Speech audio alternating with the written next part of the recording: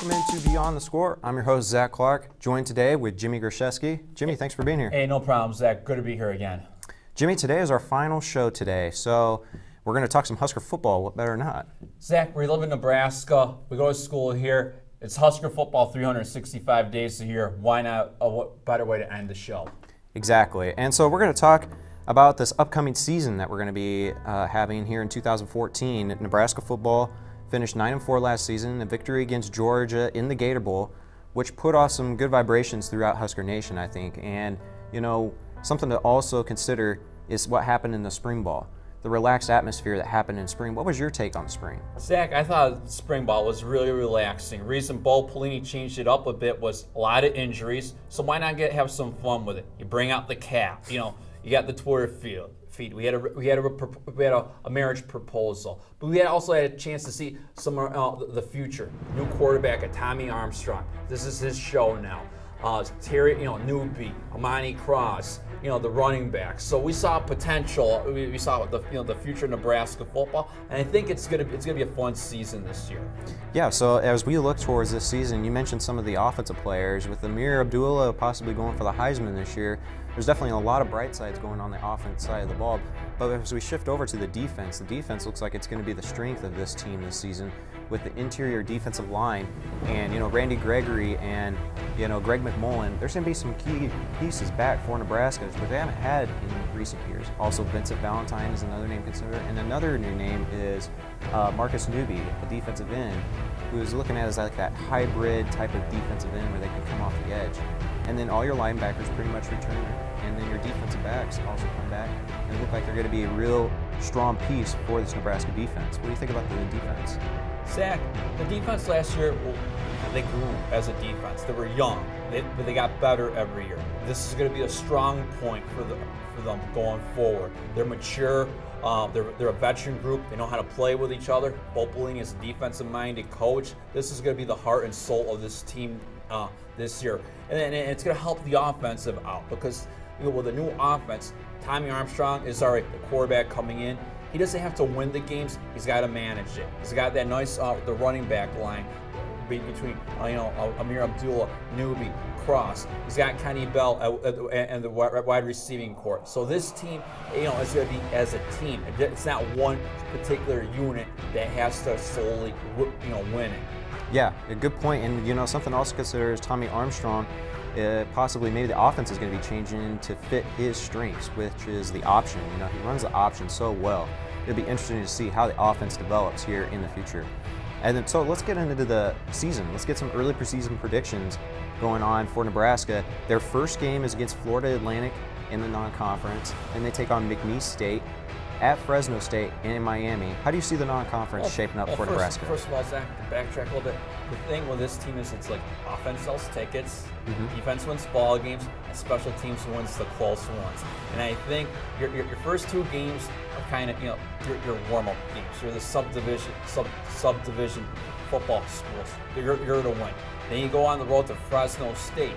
They're losing their starting quarterback, but good road test early on, going out over into the WAC. Then coming back home against Miami. Miami's down a little bit this year because they lost their starting quarterback. But underneath the lights, Memorial Stadium's going to be rocking. Yes, there's going to be a hurricane. There's going to be a hurricane in this town, but it's going to be Nebraska that's going to with that hurricane. So do you have Nebraska 4-0 then? 4-0 starting out this year. I agree with that. I think Nebraska.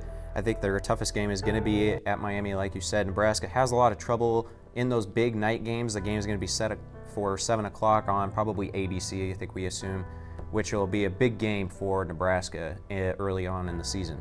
So let's shift our focus now to the conference season as Nebraska in the first game takes on Illinois. What's your take on that game? Illinois, it's a homecoming weekend.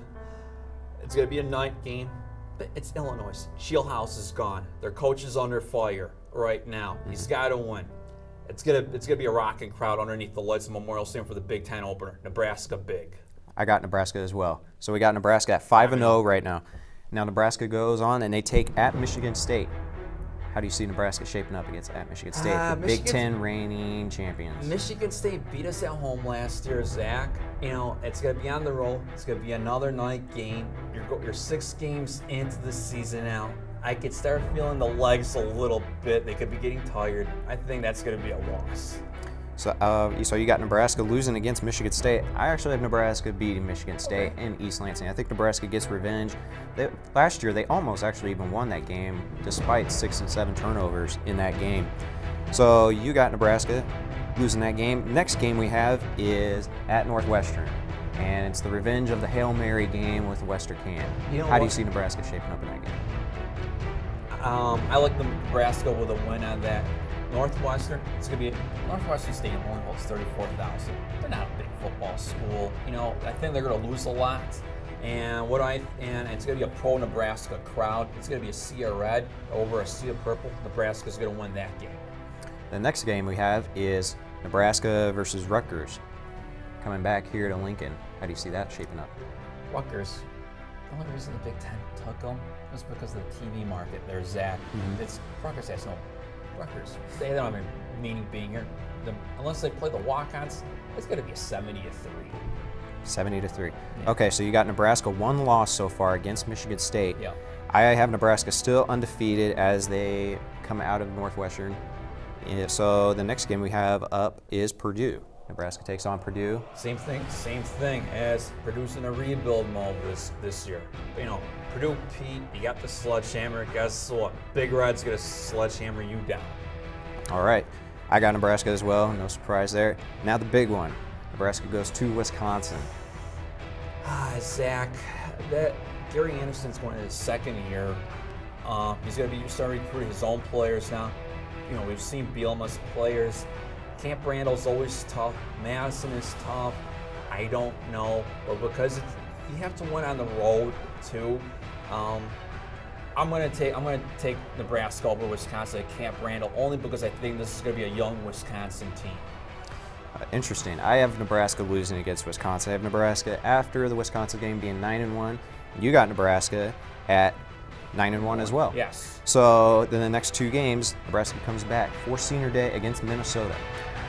Last year, the only reason they lost to Minnesota, Zach, was because Taylor Martinez was playing. Taylor wasn't hurt. Otherwise, they would have won that game. The offense is clicking. The defense is going to be clicking. Nebraska winning on homecoming.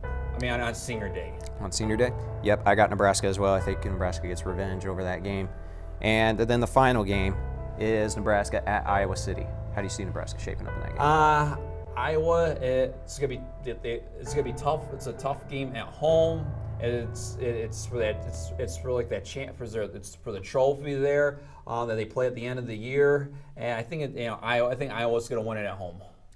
I think I got the same as well. I think Iowa, they have a pretty easy schedule this year, and they actually have quite a bit of returning pieces back on the offense side of the ball.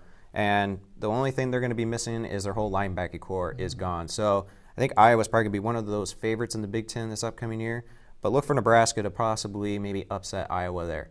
So we got Nebraska. I got Nebraska at 10-2. You got Nebraska at 10-2 heading into the bowl game. Do you have Nebraska in the conference championship? No, because I don't know what's going to happen out of with Wisconsin there, Iowa there. It's going to, we're talking football here in May. We don't know what the injuries are going to be like. And you know what? There's usually a game that you're supposed to win that you might lose. Mm-hmm. So, I like the odds of Nebraska going. This is going to be Bo Pelini's, 7th bowl game. He's 3-3 right now. I like to see him go to 4-3.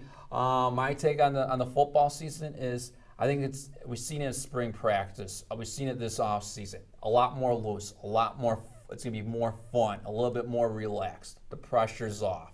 I like Nebraska football this year.